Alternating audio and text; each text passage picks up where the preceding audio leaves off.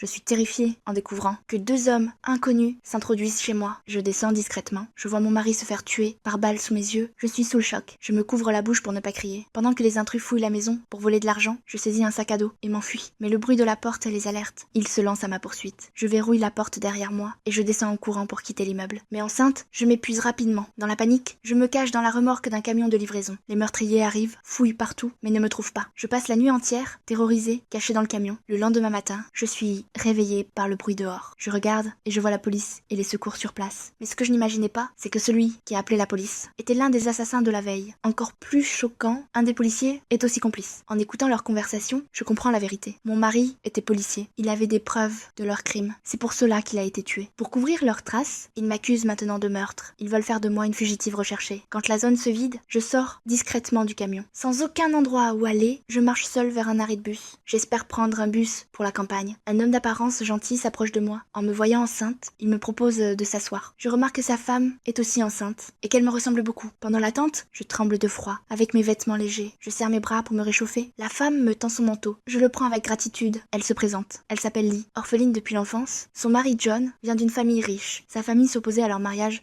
à cause de la pauvreté de Lee. Mais John a choisi de l'épouser quand même, quitte à rompre avec la sienne. Nous montons ensemble dans le bus. Peu après, John remarque que mes lacets sont défaits. Enceinte, je n'arrive pas à me pencher pour les attacher. Il s'agenouille donc et me les noue lui-même. À cet instant précis, une catastrophe survient.